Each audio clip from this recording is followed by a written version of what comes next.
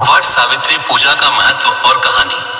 जो महिला व्रत सावित्री पूजा की कथा को सुनते हैं, उसकी पति की आयु लंबी और घर में सुख शांति प्राप्त होती है। इसलिए ध्यान से सुने।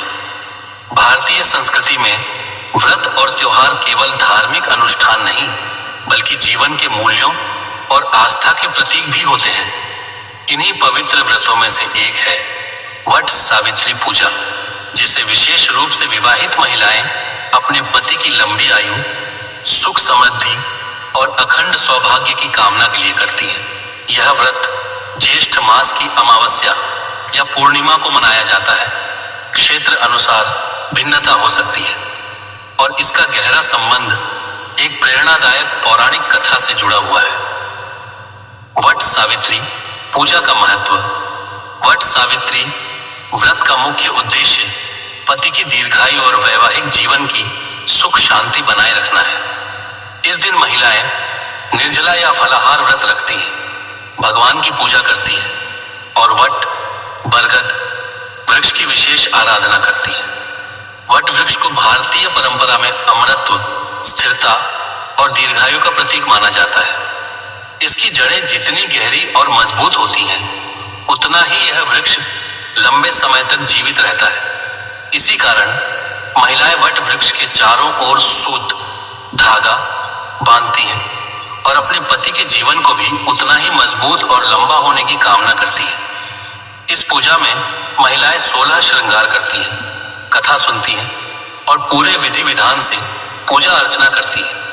यह व्रत न केवल पति पत्नी के रिश्ते को मजबूत करता है, बल्कि नारी के धैर्य, समर्पण और आस्था को भी दर्शाता है। वट सावित्री व्रत की पौराणिक कथा। प्राचीन काल में मध्य देश में अश्वपति नाम के एक धर्मनिष्ठ राजा राज्य करते थे। उनके पास सब कुछ था, लेकिन संतान का सुख नहीं था। इस दुख से व्याकुल होकर उन्होंने वर्षों तक कठोर तपस्या की और देवी सावित्री की आराधना की। उनकी भक्ति से प्रसन्न होकर देवी ने उन्हें एक कन्या का वरदान दिया। समय आने पर उनके घर एक सुंदर और तेजस्वी कन्या का जन्म हुआ, जिसका नाम रखा गया सावित्री।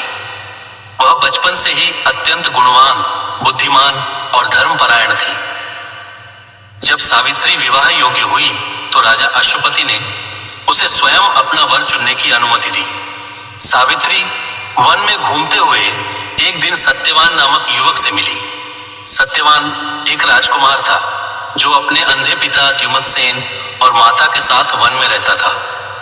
सावित्री ने सत्यवान को अपने जीवन साथी के रूप में चुन लिया।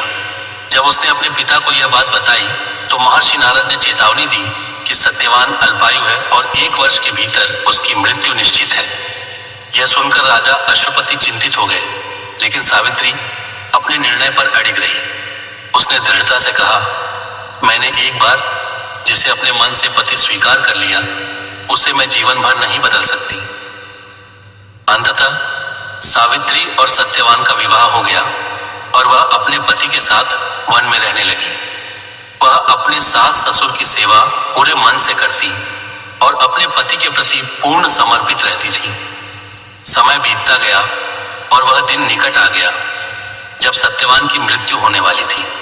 सावित्री ने उस दिन से 3 दिन पहले ही कठोर व्रत और उपवास शुरू कर दिया और भगवान से अपने पति की दीर्घायु के लिए प्रार्थना करने लगी। जब वह दिन आया तो सत्यवान जंगल में लकड़ी काटने गए और सावित्री भी उनके साथ चली गई। काम करते समय अचानक सत्यवान के सिर में तेज दर्द हुआ और वह सावित्री की गोद में गिर पड़े। तभी मृत्यु के देवता यमराज वहां प्रकट हुए और सत्यवान के प्राण लेकर चलने लगे। सावित्री ने यह देखा और उनके पीछे चल पड़ी। यमराज ने उसे समझाया कि वह वापस लौट जाए, लेकिन सावित्री नहीं मानी। उसकी अटूट निष्ठा देखकर यमराज ने उसे एक एक करके 3 वरदान दिए। पहले वरदान में सावित्री ने अपने ससुर की आंखों की रोशनी और उनका खोया हुआ राज्य वापस मांगा। दूसरे वरदान में उसने अपने पिता के लिए 100 पुत्रों की कामना की। तीसरे वरदान में सावित्री ने बड़ी चतुराई से कहा कि उसे 100 पुत्रों का वरदान मिले जो सत्यवान से उत्पन्न हो। यमराज राज उसकी बुद्धिमत्ता को समझ गए और अंततः उन्हें सत्यवान के प्राण वापस लौटाने पड़े।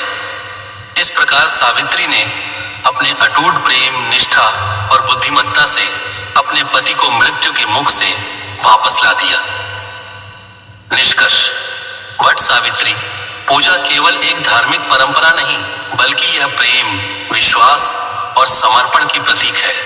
यह व्रत हमें सिखाता है कि सच्ची श्रद्धा और दृढ़ संकल्प से जीवन की सबसे कठिन परिस्थितियों को भी बदला जा सकता है। सावित्री की यह कथा हर युग में प्रेरणा देती है कि नारी की शक्ति केवल उसके प्रेम में ही नहीं, बल्कि उसकी आस्था, धैर्य और बुद्धिमत्ता में भी निहित होती है।